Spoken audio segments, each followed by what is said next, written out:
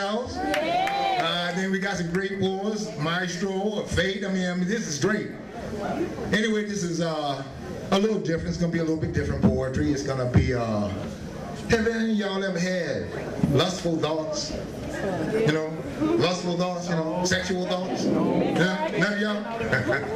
You ever had a conversation with someone and all of a sudden you start thinking things, you know, you start thinking things that you're not supposed to think, and your mind is going in the wrong direction?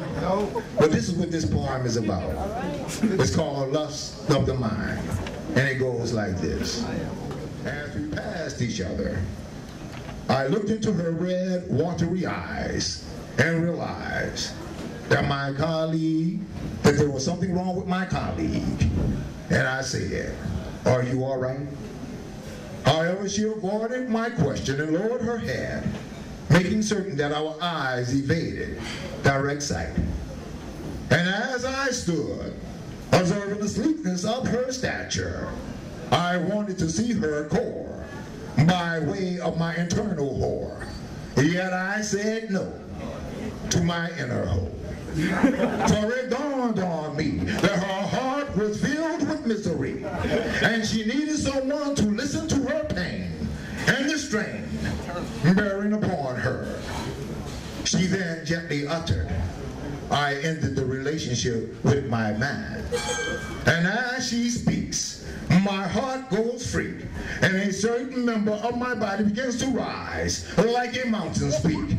And the lust of my mind became combined with the imagination of her nakedness, wanting to hold her, roll her, squeeze her, and please her, up and down, round and round, as blood pumps through my veins, and my soul wandered into the misty plains of her mouth, only to greet the little corn at the entrance of the cave, in the midst of my polo stick, slipping deep into crevices and corners, as if enjoying a wild rave. Even though a number of men would have seized upon this opportunity, and years ago, that would have been me. Yet once more, I said no to my inner hoe. She continued explaining her grief and her beef with a disdained man, the tumbles, rolls, and falls, the other women with late night calls. Still, as she spoke, my mind went broke, with thoughts of passing the tips of my fingers through her neatly cut and sharply trimmed black hair, forming a depiction of whether her pubic was also well groomed or entirely bare. Envisioning nibbling upon her cocoa neck as my hands move from top to bottom, front and back, invading subtle parts. And my tongue dampens, waiting for the moment to slob her pinkish knob as if crafting a new art. Her words then stirred me with the hurt and trembling of a whispering voice. Why does he treat me so wrong? And I made a choice.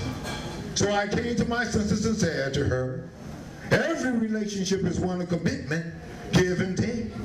But if the love is one-sided, then what you have is only fake. I am sure that several men would adore you as their woman, treating you right morning, noon, and night. Who knows when lustful eyes observe you from day to day? If what you have must end, do not pretend. Listen to what I say, believe and pray. The Lord will send the rightful fellow your way. I gave her a friendly nod, turned and exited the floor without saying anymore. Nonetheless, once again within my mind, the lust became a bind, as I imagined the heat of exhaustion for being with this woman on a sex-filled night. At that moment, I shook myself and said, these lowly thoughts are just not right. And as I walked down the hallway, I abruptly smiled, realizing the love which engulfs my home. So why should I play a role?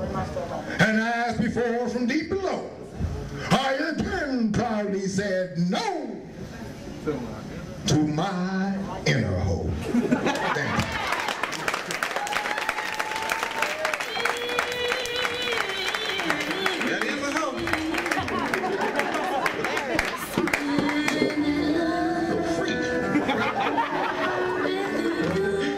But hey, he brought it, don't it?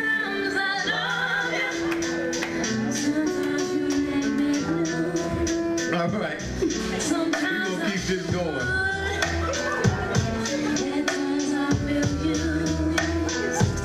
Alex.